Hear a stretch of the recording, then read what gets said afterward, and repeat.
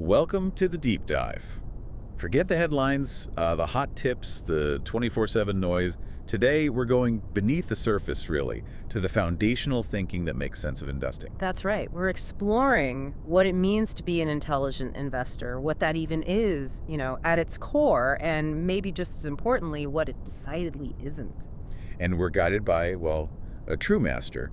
Our source material is the timeless classic, The Intelligent Investor by Benjamin Graham, specifically the revised edition with that invaluable commentary from Jason Zweig. Right. And this book isn't just old, it's enduring. These principles are arguably more vital today than ever. I mean, look at the world swimming in information, markets swinging like crazy. Exactly.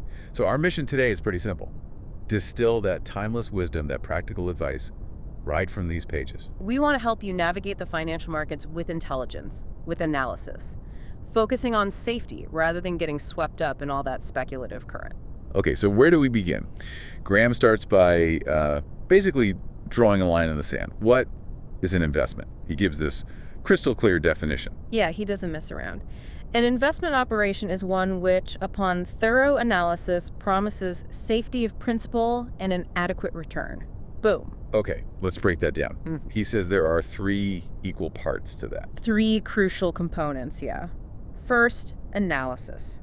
You absolutely have to do thorough homework on the company, its underlying business, before you even think about buying.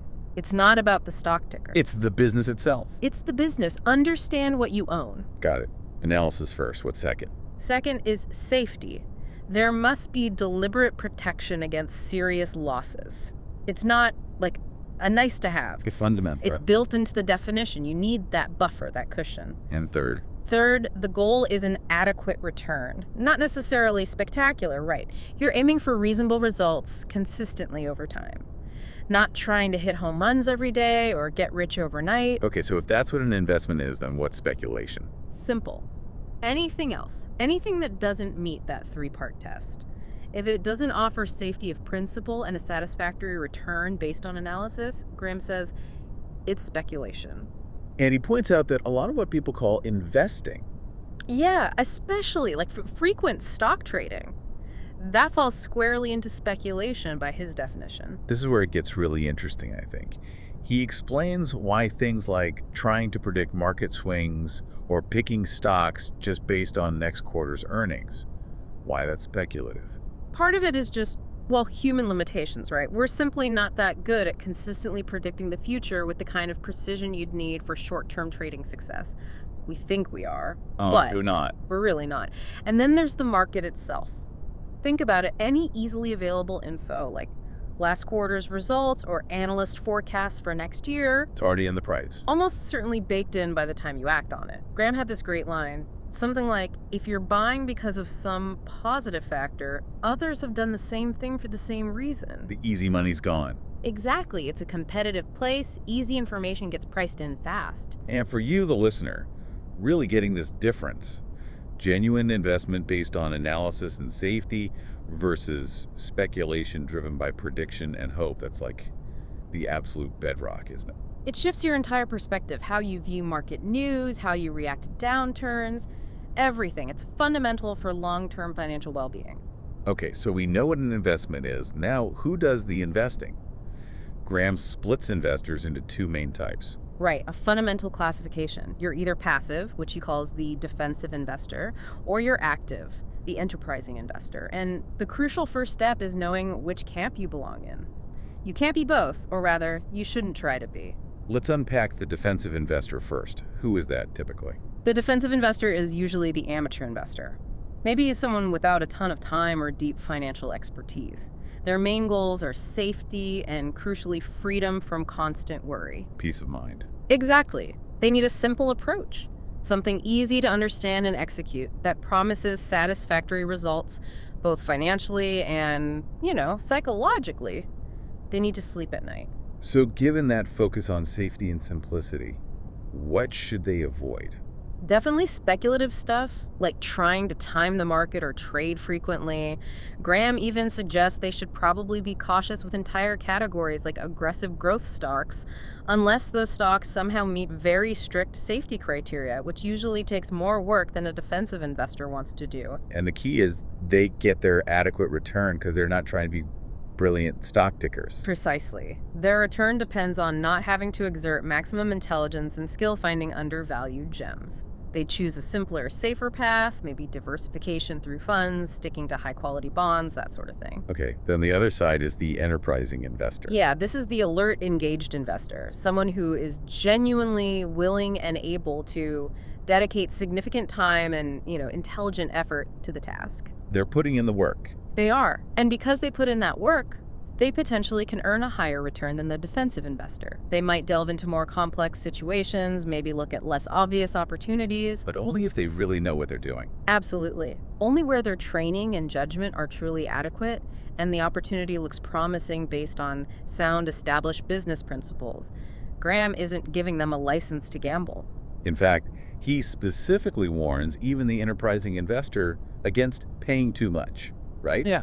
Even for great companies. Yes, very clearly. He cautions against paying an excessively high price relative to earnings and assets, even for companies with rosy outlooks or exciting growth prospects. Value still matters, fundamentally.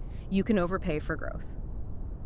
And he notes that realistically, not many people have the right temperament for this. He does. He observes that only a small minority probably have the discipline and emotional control to successfully limit themselves to these potentially higher effort, higher reward, but also potentially higher complexity enterprising strategies. It takes a certain mindset. So the big takeaway from this defensive enterprising split Is that both approaches are equally intelligent, perfectly valid paths. If you choose the one that genuinely fits your personality, your resources, your willingness to put in the work, and then, this is key, you stick to it. Keep your costs low. Keep your emotions in check. The real danger is trying to be enterprising without the skill or time, or being defensive but then getting tempted into speculation. Or just letting fear and greed drive your decisions regardless of your label. Which brings us back to that idea Graham hammers home. That the real risk isn't just in the stocks themselves. It's inside us. It's our tendency to overestimate what we know or our inability to just sit tight when the market plunges. That's a huge source of risk, maybe the biggest. Okay, foundation set.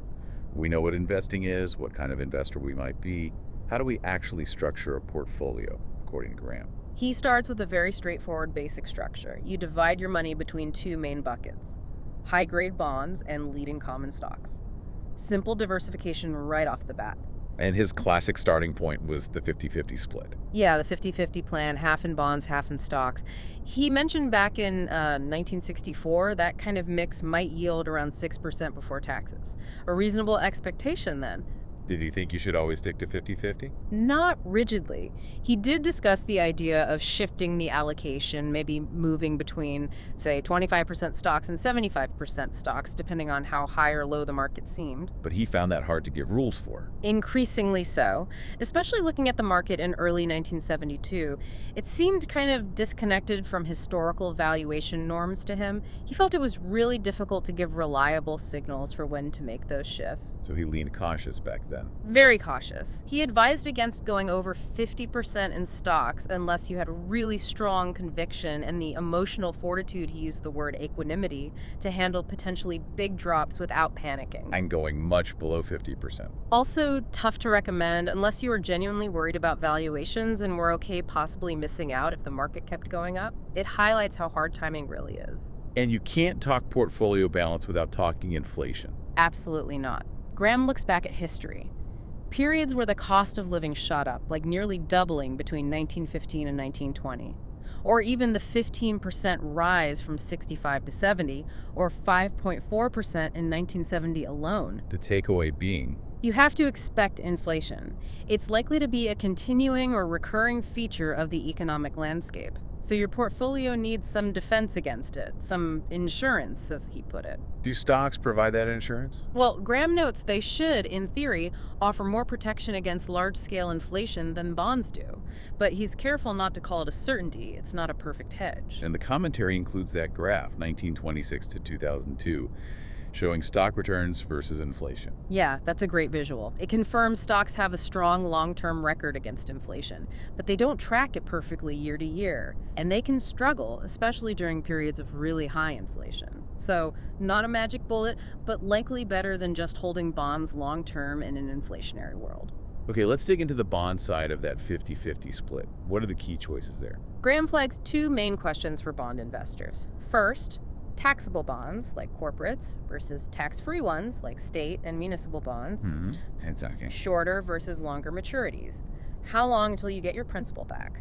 He says the taxable versus tax-free decision is mostly just math. Pretty much. You just compare the after-tax yield you'd get from a taxable bond with the yield from a tax-free municipal bond. He gives an example from 72. Maybe a corporate bond yields 7.5% and a comparable muni yields 5.3%. So you figure out your tax bracket. Right. If your top marginal tax rate was higher than the yield difference, about 30% in that specific example, you'd actually keep more money after taxes by holding the lower yielding municipal bond. He pointed out that even back then, a lot of individual investors were better off with munis on an after-tax basis. And for the defensive investor, picking bonds means sticking to high quality. Absolutely. Safety first. Graham advises relying on the established credit ratings, Moody's, S&P. Stick to the top tiers, AAA, OPA, or Malloy. Lower quality means higher risk, maybe not appropriate for the defensive portion. Yield will vary based on that quality and also maturity. Yeah, generally the longer the maturity, the higher the yield, but also the more sensitive the bond's price is to changes in interest rates. Shorter maturities usually yield less, but have less price risk. He also mentioned government-backed bonds, like agency bonds, as being very safe. What about preferred stocks or income bonds? He mentions those briefly. Preferred stocks are kind of a hybrid, less risky than common stock, usually, because they have a fixed dividend that gets paid before common dividends, but more risky than traditional bonds because they're lower down the priority list if the company gets into trouble. And income bonds. Those are interesting. They only pay interest if the company earns enough to cover it.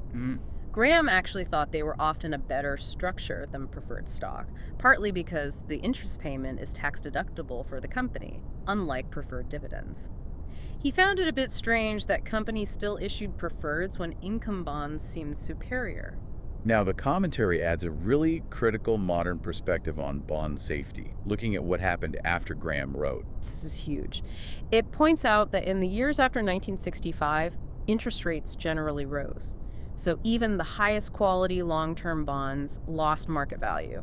They paid their interest, sure, but the principal value dropped. So safety of principal wasn't guaranteed in market terms. Not if interest rates went up. And by early 2003, when Zweig was writing the commentary, bond yields were historically low. He uses this great analogy. The low-tar cigarette one. Yeah.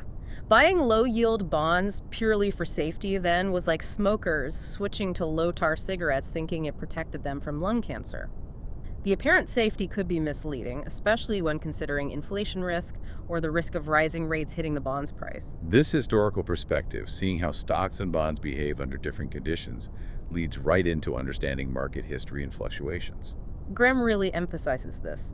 You need to understand the long sweep of market history to have any context for judging current market levels. He talks about using data going back, 100 years from his time to 1871. And seeing the overall trend. Seeing the overall upward trend, despite all the cycles, the booms and busts along the way. He suggested looking at 10-year averages of prices, earnings, and dividends. Why averages? To smooth out the short-term noise. It helps you see the more stable underlying relationships between value, earnings, and prices over longer periods, rather than getting caught up in year-to-year wiggles. His analysis of the Dow back in November 1964, when it hit 892, was pretty sobering. Yeah, he basically said the old valuation rules didn't seem to apply anymore and the new ones weren't proven. He saw huge uncertainty. Like you could go up 50% or down 50%. Exactly. Either seemed plausible to him then, which led him to that blunt conclusion. If this price level isn't too high, then how could any price level ever be considered too high? It really suggested the market had entered uncharted, potentially dangerous territory relative to history. The commentary updates this using the broader S&P 500 index and, crucially, that Shiller PE ratio. Right, the price-earnings ratio based on 10-year average inflation-adjusted earnings. It's a way to smooth out business cycles and get a better sense of long-term valuation. And those numbers are stark: December 1999. Described as demented valuations, the Shiller PE hit 44.2, just astronomical compared to history. By early 2003. It was way down to 22.8. Still historically high, definitely in what looked like a danger zone, but massively lower than the peak. Historically, valuations below 10 have usually signaled great future returns. Levels over 2025 have often preceded poor long-term returns. This history of ups and downs naturally makes people think about timing the market: buy low, sell high. Graham acknowledged that in the earlier periods, say before 1950, the market swings seemed maybe more regular or pronounced, perhaps offering clearer opportunities for that kind of approach. His own Chart 1, covering 1900-1970, sort of visually suggested it might be possible. But he felt it got harder later on. Much harder. Looking at the decades right before his 1972 update, the swings were still big. He cites the Dow dropping from 985 in 66 down to 631 in 70, then back up near 940 by early 71, but they didn't seem to follow predictable patterns that made timing easy. And individual stocks, of course, jump around even more wildly than the averages. So the intelligent investor shouldn't try to time perfectly. Probably not, but they should expect significant volatility. Graham says you should anticipate advances of 50% or more and declines of a third or more in your holdings over typical 5-year periods. It's just the nature of the beast. Don't be surprised by it. The commentary suggests a more practical way to deal with swings is rebalancing. Yeah, that's a key takeaway for practical application. Instead of trying to guess tops and bottoms, just commit to rebalancing your portfolio back to your target allocation, say that 50-50 split periodically. When stocks have soared, you sell some to buy bonds. When stocks have tanked, you sell bonds to buy stocks. It forces you to buy lower and sell higher in a disciplined way without needing a crystal ball. And all this discussion, market swings, prices getting disconnected from reality, emotional reactions, it leads perfectly into probably the most famous concept from the book, Mr. Market. Ah, yes. It's just such a brilliant metaphor. Graham asks you to imagine owning a share in a private business. Say it cost you $1,000. You have a partner in this business, Mr. Market. And he's obliging. Extremely obliging. He shows up every single day without fail, and every day he tells you what he thinks your share is worth today. And he makes you an offer. He'll either buy your share from you at his price, or he'll sell you his share at that same price. Sometimes his price makes sense. Sometimes it's plausible, yeah, based on how the business is actually doing, recent news, whatever. But here's the kicker. Often Mr. Market is, well, Graham called him manic depressive. Moody. Very moody. Some days he's bursting with irrational enthusiasm, sees only blue skies ahead, and quotes you a ridiculously high price. Other days he's consumed by pessimism and fear, convinced everything's going to collapse, and he offers you a price that's just absurdly low compared to the business's real value. So what's the lesson for the investor in this partnership? The absolute key lesson is, you are totally, completely free to ignore him. You don't have to trade with him just because he shows up and names a price. You're not obligated to agree with his valuation, especially when he's clearly being emotional. You only interact when it suits you. Exactly. You use Mr. Market's quotes only when they serve your interest based on your own analysis of the business's value. If he's in a deep funk and offering a silly low price, maybe you think about buying him out. If he's euphoric and offering a crazy high price, maybe you think about selling to him. But you never let his price dictate your view of the underlying value. Never. He's a counterparty offering a transaction, not a source of wisdom about value. His mood is his problem, not yours. The commentary calls this maybe the most brilliant metaphor ever for explaining how stocks get mispriced. It really is. It captures perfectly how the market, while useful on average, can also be driven by waves of irrational fear and greed, leading to prices that swing wildly around the actual value of the businesses being traded. Mr. Market isn't a calm appraiser. He's a mood-swinging lunatic you sometimes have to deal with. And understanding this is crucial for separating the intelligent investor from Well, from the crowd. Yeah. Even professional managers. Yes, unfortunately. Many professional money managers feel immense pressure to react to Mr. Market's moods. They feel they have to keep up with benchmarks, follow the herd, chase hot stocks. Which can lead them to do the exact opposite of what Graham advises. Right. Buying high because everyone else is buying, selling low because everyone else is panicking. They face handicaps needing to deploy huge sums, often forcing them into the biggest, sometimes most overvalued stocks, focusing on short-term relative performance, chasing trends. It's tough. So for you, the listener, internalizing Mr. Market is about perspective and emotional control. Absolutely vital. He's just a mechanism offering prices. You hold the power to engage or ignore.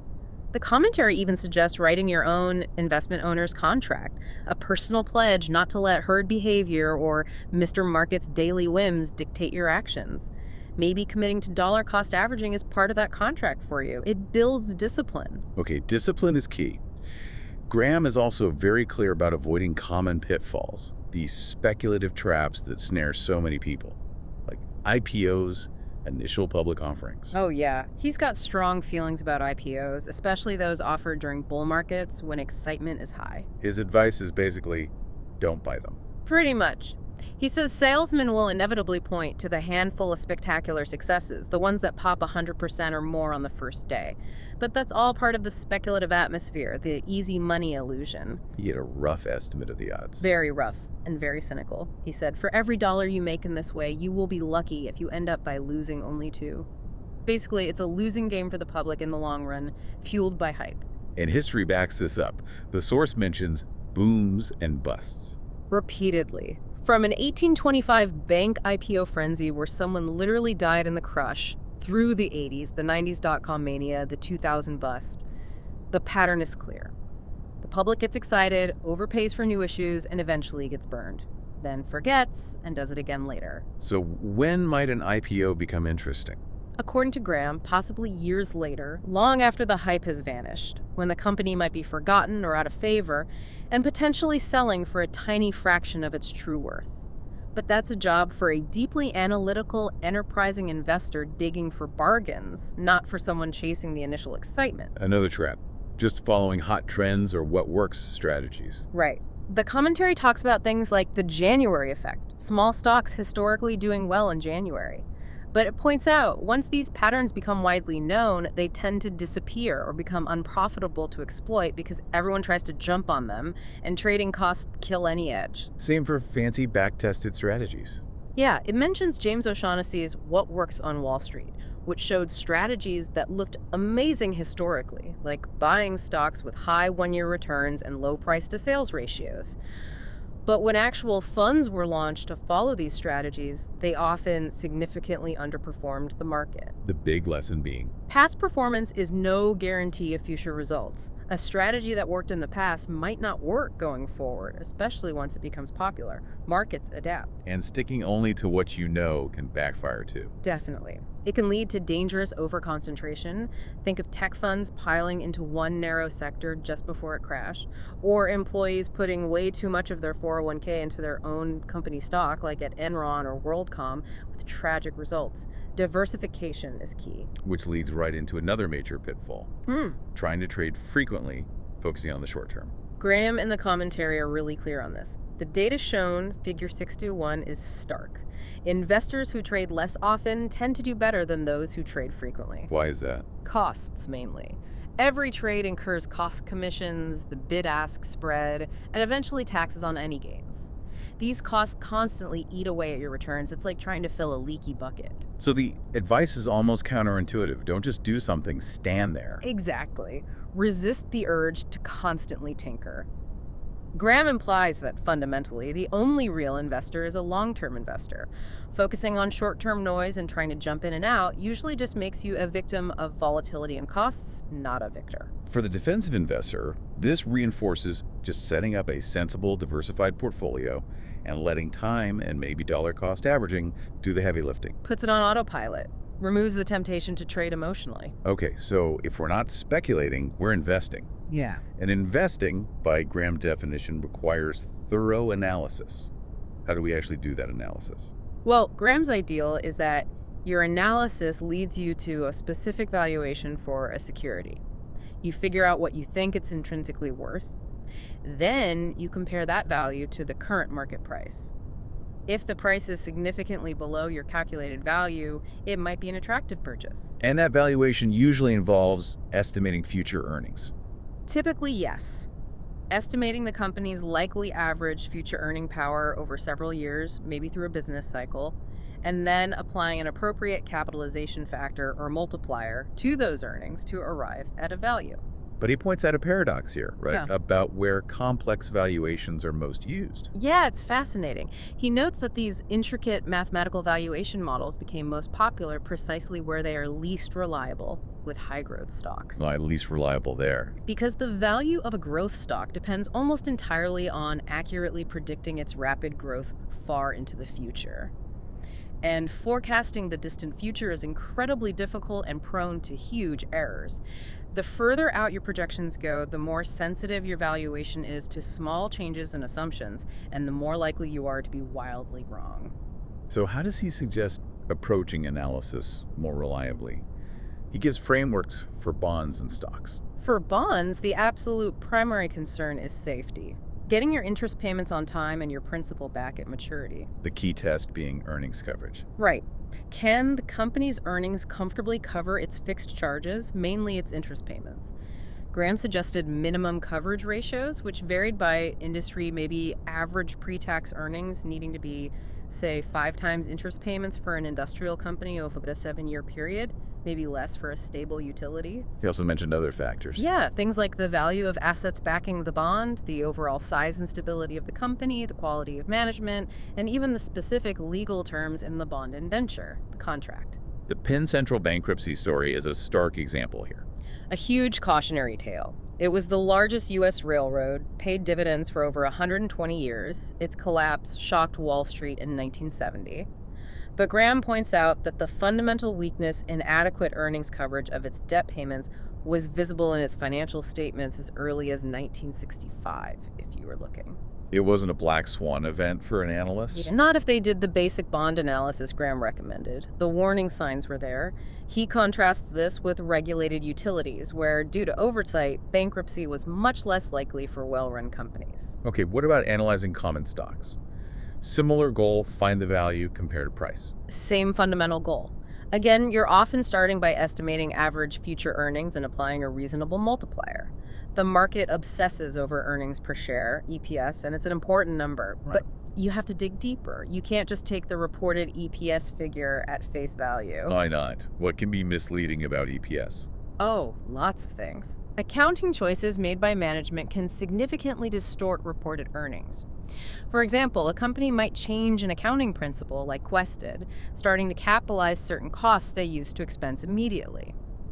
That makes current reported earnings look better, but it doesn't change the underlying business economics. And those special or non-recurring charges. Graham was very skeptical of just ignoring those. Companies often claim things are one-offs, but sometimes these special charges happen surprisingly often. Or companies use them for big bath accounting, taking huge write-offs in one bad year to make future years look better. You have to question whether they're truly non-recurring or just ways to manage earnings perceptions. The commentary adds modern examples. WorldCom's fraud, Quest's restatements. Exactly. And the issue of stock options, which dilute future earnings for existing shareholders, but often weren't treated as an expense on the income statement back then. Graham called that ludicrous, and rightly so. You have to consider the potential dilution from all sources: options, warrants, convertible securities. Cases like Global Crossing changing its accounting before going bankrupt, or Lucent taking huge write-downs after disastrous acquisitions. They really drive home the point. They absolutely do. You must look at the quality of earnings, not just the quantity. Are the accounting practices conservative or aggressive? Are there lots of adjustments and funny business? Bogus earnings might prop up a stock for a while, but reality eventually bites, and the cost to investors can be catastrophic. Beyond the earnings numbers themselves, Graham provides specific criteria for evaluating a company's quality and quantity, especially for the defensive investors' stock picks. What are some key tests? He lays these out in Chapter 14. He looks for a minimum level of quality things, like a satisfactory record of past performance, a strong current financial position, and a minimum quantity, meaning you're getting enough earnings and assets for the price you're paying. Specific metrics. Things like adequate size. He preferred larger companies for the defensive investor, generally less risky. Strong financial condition, e.g., current assets should be at least twice current liabilities. Long-term debt shouldn't be excessive relative to working capital. Earnings stability, no losses in the past 10 years. Dividend record, uninterrupted payments for, say, 20 years. Earnings growth, at least a modest increase over the past decade. Moderate price-earnings ratio, he suggested maybe no more than 15 times average earnings of the past 3 years. And a moderate price-to-assets ratio. Price shouldn't be more than, say, 1.5 times the book value. These aren't rigid rules, but guidelines. Exactly. Guidelines to ensure you're buying basically sound companies at reasonable prices. He notes you can find most of this data in standard references like the S&P Stock Guide. He also emphasizes looking at net asset value, or book value. Yes, especially book value per share. He thought it was an important figure often overlooked in analysis. He even focused on a subgroup he called bargain issues, stocks selling for less than their net working capital alone, current assets minus all liabilities. If you could buy a company for less than its liquid assets net of all debt, that offered a huge margin of safety. He found quite a few of these back in a 1957 study. There's also a comparison of random stocks versus high-quality ones during a down market. Right. A study from 1968 and 1971 showed average stocks fell significantly, but a group of high-quality, A-plus rated industrials actually went up. It illustrates the potential danger of buying second-quality companies unless you're getting them at a truly deep discount, a bargain price, which is more the territory of the enterprising investor. What about those goodwill giants, like IBM back then? Companies with great reputations. Graham acknowledges that these large, highly regarded companies, often with strong growth expectations, can sometimes maintain high valuations or hold up better in downturns, even if their price looks expensive based purely on quantitative metrics like PE or price to book. Market perception and momentum can be powerful forces, at least for a while, but buying them is different from buying based on a quantitative margin of safety. And ultimately, it's not just about the numbers, is it? Management quality matters. Hugely important. Graham wants management that thinks like owners, that acts in the best long-term interests of the shareholders. Look for companies with clear, understandable financial statements. Be skeptical of overly promotional management or those who constantly report non-recurring charges. Do they seem trustworthy and focused on building sustainable value? For you, the listener, mastering these tools, looking at financials, quality, valuation, management, this is how you do the thorough analysis that Graham insists is the foundation of investing. It's the work required. And the case studies throughout the book and commentary really bring these principles and the consequences of ignoring them to life. We mentioned Savile Tire, the 1919 IPO fraud.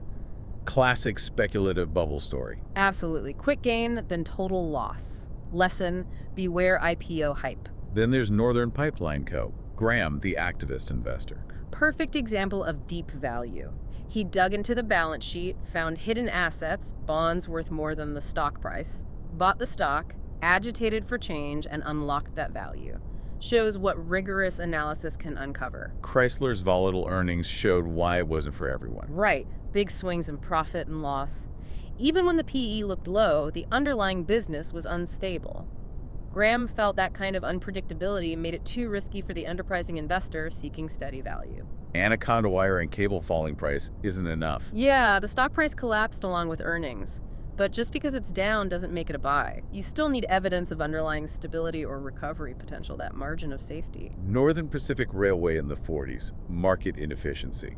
A case where the market failed to recognize the company's true earning power, partly due to complex accounting and a low dividend payout. Graham saw the underlying value and bought, betting the market would eventually catch on. AAA Enterprises, another IPO disaster. Franchising magic hype. Stock soared, company went bankrupt quickly, extreme example of speculative folly ignoring fundamentals completely. Ben Central, the giant that fell. A lesson in basic bond analysis. Huge company, long dividend history, but the deteriorating earnings coverage was a massive red flag ignored by many until it was too late. Fundamentals trump reputation. Ling Temco Vought, LTV, the perils of debt-fueled growth. The conglomerate built rapidly through acquisitions and heavy borrowing. Spectacular rise, then spectacular collapse. Warns against companies built on financial engineering and excessive leverage, often masked by accounting tricks. And the commentary brings these lessons right up to the dot-com era and beyond. Global Crossing. Used aggressive accounting, capitalizing operating costs, to inflate profits. Looked great on paper, huge valuation, then bankruptcy. Accounting matters. Quest and its restatements. One of many companies forced to admit their past numbers were wrong. Even if the restatements were disclosed, the damage was done. Stock plummeted. Shows bogus earnings have real consequences. Lucent overpaying for acquisitions. Spent billions buying companies like Chromatis that quickly proved worthless. Resulted in massive losses, huge write-offs for impaired goodwill, and devastated the stock price. Warns about the dangers of empire building through overpriced acquisitions, especially when paid for with inflated stock. Tyco's fall is another example of rapid decline after financial issues surface. Stock lost over 70% in a year. Shows how quickly sentiment can turn when problems emerge. The paired examples are so revealing. Cisco versus Cisco. The exciting internet infrastructure stock versus the boring food distributor. Cisco soared on hype, financials were loaded with goodwill from acquisitions, stock crashed. Cisco just kept delivering profits and its stock did well. Don't judge a stock by its story, check the fundamentals. Yahoo versus Yum Brands. Same pattern. .com darling Yahoo versus fast food operator Yum. Taco Bell, KFC. Yahoo's valuation was pure hype, crashed 97%. Yum had solid financials, stock gained. Boring can be beautiful. The Palm versus 3Com situation was just absurd valuation, wasn't it? Totally irrational. 3Com owned 95% of Palm plus its own business, yet the market valued the tiny 5% Palm slice higher than the entire 3Com company. Pure bubble behavior, showing how disconnected prices can get from reality. And CMGI, the internet holding company. Its value was based on the inflated paper value of its investments in other .coms, House of Cards. When the underlying .coms crashed, CMGI collapsed, losing 99%. Contrast with CGI, a boring but profitable IT services firm whose stock gained. Focus on real earning power, and that realty equity score versus the New England REIT example. Similar names, similar ticker symbols, vastly different companies on the same exchange. One reckless and collapsed, the other prudent and stable. Shows you have to look past the name at the actual business quality and management. These stories, stretching across decades, aren't just anecdotes. They are powerful illustrations of Graham's core principles in action, the dangers of speculation, hype, and ignoring fundamentals, versus the rewards of analysis, discipline, and seeking a margin of safety.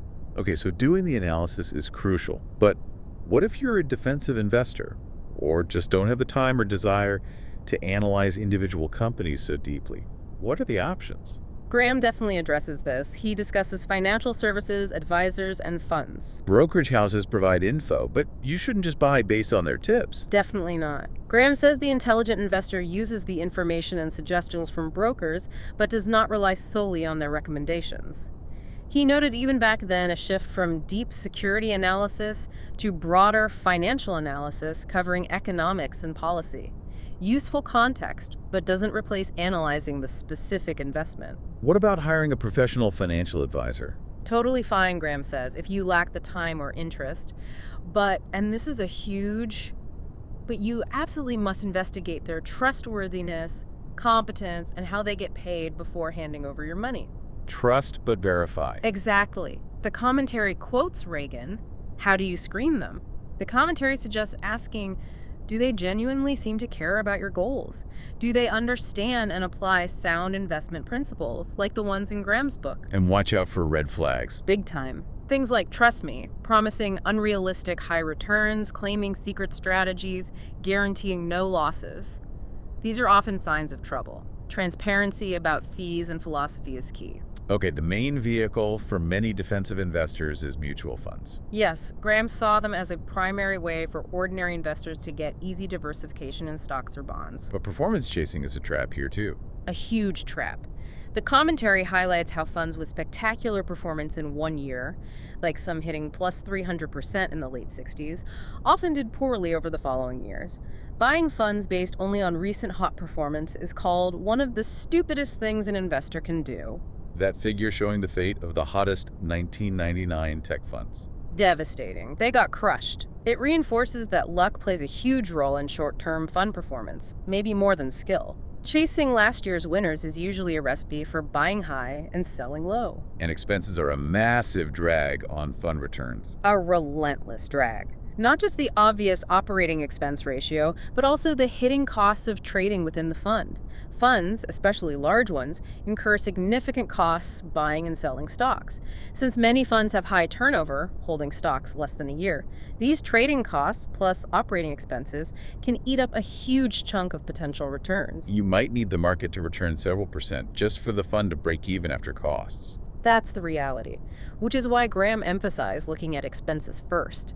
Unlike future performance, costs are predictable and guaranteed to detract from your return. The commentary suggests maximum reasonable expense ratios. Yeah, for the early 2000s, it suggested things like maybe 0.75% for bond funds, 1.0% for U.S. stock funds, significantly higher than that, and the hurdle becomes really high. So the recommended solution for most defensive investors today. Low-cost index funds. Absolutely. Funds that simply aim to track a broad market index, like the total U.S. stock market or a total world stock market index. The commentary strongly advocates for dollar-cost averaging into a simple portfolio of a few broad, low-cost index funds covering U.S. stocks, international stocks, and maybe bonds. Why index funds? They give you instant broad diversification, they virtually eliminate the risk of picking a bad active manager, and most importantly, their costs are typically rock bottom compared to actively managed funds. It puts your investing on autopilot and maximizes the share of the market's return that you actually get to keep. What about closed-end funds, briefly mentioned? They're different from typical open-end mutual funds. They issue a fixed number of shares, which then trade on stock exchanges like regular stocks. This means their market price can drift above premium or below discount, the actual value of the assets they hold, net asset value or NAV. Historically, their performance relative to these premiums discounts has been mixed. Sometimes buying at a discount works out, sometimes not. And convertible bonds, also touched upon. Right, bonds that can be converted into the issuing company's common stock. It's a sizable market now. They offer a mix of bond-like income and potential stock-like upside. Generally less risky than the common stock, but still riskier than straight debt. But maybe not ideal for individual investors. The commentary points out high trading costs for small amounts and difficulty diversifying effectively. So, again, if you're interested, a low-cost fund specializing in convertibles is probably the better way to go. It also warns against overly complex, Wall Street-engineered convertible variants with confusing acronyms, Lions, LKS, etc., says they're often more trouble than they are worth. Stick to simpler structures and diversification for safety. Beyond picking investments, Graham also had strong views on shareholders and management. He wanted shareholders to be more engaged. Definitely. Since the 1930s, he was calling for a more intelligent and energetic attitude from shareholders. Be generous with demonstrably good management, he said. But don't be passive if things go wrong. Exactly. Demand clear explanations for poor results. Support efforts to improve or even replace unproductive management teams. He felt questions about competence were justified if results were consistently bad, worse than competitors, or if the stock price stayed stubbornly low for years without good reason. Dividend policy was a particular focus for him. A big one. He argued strongly for companies to have clearer and more generous dividend policies, especially companies earning substantial profits far beyond what they needed to reinvest in the business. He felt shareholders had a right to participate in that success directly. He noted special dividends became less common over time. Yeah, they were more frequent earlier in his career. By the 90s, much rarer. He speculated managers became uncomfortable setting expectations they might not meet later if profits dipped. And he disagreed with academic theories that said dividends don't matter. Famously so. The theory, Miller and Modigliani, was that it didn't matter if returns came from dividends or price appreciation as long as the total return was the same. Graham's practical view was different. Dividends are tangible cash in the shareholder's hand. Reinvested earnings only benefit the shareholder if the company earns a good return on that reinvested capital. Which isn't always guaranteed. Not at all, especially when companies retain earnings far beyond their profitable investment opportunities. He pointed to big companies in the early 2000s sitting on billions in cash. Oracle, Cisco, Microsoft before it started paying a dividend. He argued shareholders weren't benefiting much from that idle cash unless it was paid out or invested very productively. Microsoft finally starting a dividend was seen as a step in the right direction. Today, CEOs often seem to prefer share buybacks over dividends. They do, and Graham and the commentary viewed this with some skepticism. Buybacks can be good if the stock is genuinely undervalued, but often companies buy back stock when it's expensive, which actually destroys shareholder value. Why do managers prefer them? Several reasons suggested. Buybacks automatically boost earnings per share by reducing the share count, which looks good. It's easier to slow down or stop buybacks than to cut a dividend, which markets hate. And since manager pay is often tied to stock options, they might benefit more from the stock price volatility that buybacks can sometimes induce compared to steadier dividends. The commentary even links buybacks to value-destroying mergers. Yeah, noting studies showing many large mergers, especially those paid for with stock, which might have been acquired via buybacks, end up hurting the acquiring company's shareholders. Graham also advocated for more independent boards of directors. Yes. He suggested truly independent professional directors whose main job was to represent the interests of outside shareholders. He envisioned them providing a separate annual report assessing management's performance and strategy.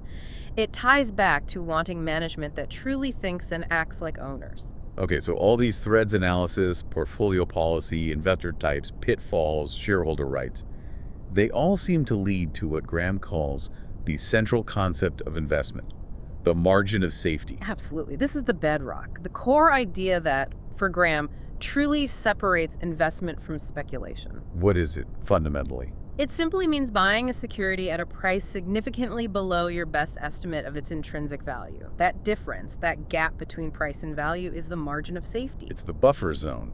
Exactly. It's your protection against errors in your own analysis, because you will make mistakes, against unforeseen negative developments in the business, or just against bad luck or market volatility. For common stocks, where does that margin come from? Primarily from the company's earning power being significantly higher than what you could get from a safer investment, like a bond, relative to the price you pay for the stock. He gave that 1965 versus 1972 comparison. Right. In 65, maybe a typical stock yielded 9% in earnings at 11x PE, while bonds yielded 4%. That 5% difference was a substantial margin of safety. But by 72, stock earnings yields and bond yields were much closer, maybe even inverted. That meant, on average, there was no quantitative margin of safety in buying stocks at typical market levels then. You had to be much more selective or find other sources of safety. Why is this concept so vital? Because it provides protection. If you build a diversified portfolio of securities, each bought with a significant margin of safety, the odds are strongly in your favor that the overall result will be positive, even if some individual investments don't work out. The danger lies in paying high prices, concentrating bets, or buying risky companies without that built-in cushion. The commentary really drives this home by focusing on the devastating cost of loss. This is such a critical point. Avoiding large, permanent losses is arguably the most important goal. Figure 22:1 shows it clearly. If you lose 50% in year one, you need a 100% gain just to get back to even. Even with solid subsequent returns, it can take decades to catch up to a portfolio that avoided that big hit. Paying too much buying without a margin of safety can lock in decades of underperformance. Absolutely. The commentary gives an example. Even at a robust 10% annual rate of return, it will take more than 43 years to break even on this overpriced purchase. Paying too much is a recipe for potentially permanent impairment of capital. And this ties back again to the risk being in us. Our own psychology. Overconfidence leading us to pay too high a price. Fear leading us to sell low after a drop. The commentary uses Pascal's wager as an analogy. Focus on avoiding the worst possible outcome, ruinous loss, more than maximizing the probability of moderate gains. You know you'll make analytical mistakes. The margin of safety controls the consequences of those mistakes. And we see this philosophy validated in the real world through Warren Buffett's perspective and the Graham and Doddsville investors. Right. Buffett, Graham's most famous protege, fiercely defends this value-based margin of safety approach in the appendix. He dismisses academic theories like beta, using stock price volatility as a measure of risk. as nonsensical. His Washington Post example is classic. Hilarious and pointed. The company owned assets worth maybe $400 million, but its stock market value was only $80 million in 1973. Buffett argues buying it at $80 was low risk. If the stock price fell further to $40, academic beta would say it had become more risky because it was more volatile. Buffett calls that Alice in Wonderland, pure craziness. Risk, for a value investor, is the danger of paying too much for a business, not how much its stock price wiggles day to day. Buying $400 of assets for $40 is inherently less risky than paying $80. And he points to the real-world success of investors who followed Graham's approach. Yes, the super investors of Graham and Doddsville. People like Walter Schloss, Tom Knapp, Charlie Munger, Buffett himself. He shows they achieved outstanding long-term records far exceeding the market averages. What do they have in common? They all focused intensely on the difference between a business's intrinsic value and its market price. They thought like business owners, not stock traders. They consistently took less real risk than average investors, especially in downturns, because they were buying with that margin of safety. Their specific styles varied.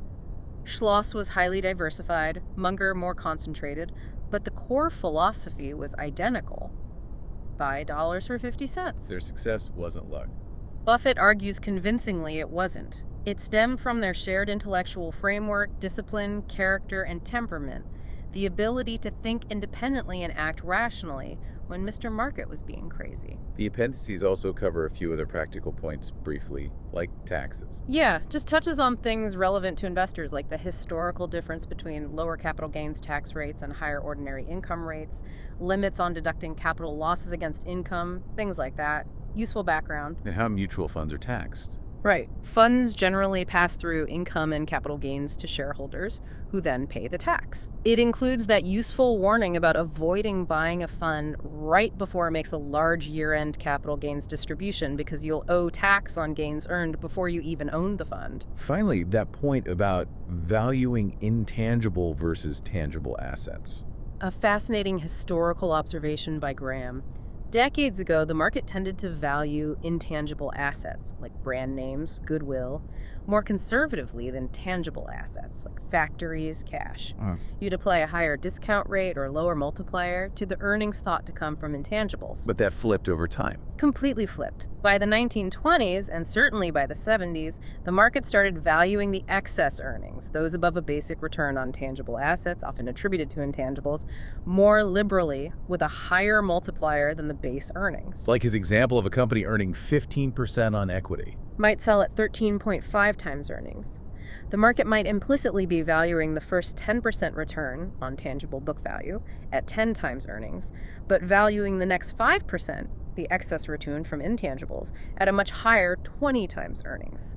This helps explain how those goodwill giants could command premium valuations, and how market enthusiasm for growth or brands can sometimes lead to prices far above what tangible assets alone would justify. It's a factor to be aware of in analysis. Okay, let's try to wrap this all up. We've covered a huge amount of ground. What's the core wisdom we take away from The Intelligent Investor? Well, first, know the definition. Investment means thorough analysis, safety of principle, and aiming for an adequate return. Anything else is speculation. And know yourself. Are you a defensive investor needing simplicity and safety? Or an enterprising investor willing and able to do the deep analytical work? Choose one and stick to it. Absolutely. And internalize Mr. Market. He's your often irrational partner offering daily prices. Use him when it suits you, ignore him when he's crazy, never let his mood dictate your actions or your view of value. Which brings us to the cornerstone, margin of safety. Always buy with a buffer between the price you pay and your estimate of intrinsic value. That's your protection against errors and the unpredictable future.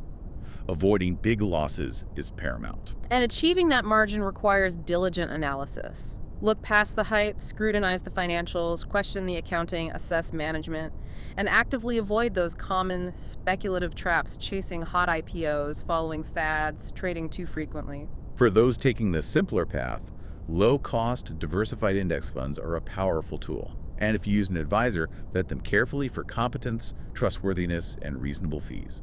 These aren't just theories, they're principles tested by time, proven by real world results, illustrated by countless examples, both successes and failures, stretching over nearly a century now. It's a robust framework for thinking rationally about investing. So here's a final thought to leave you with.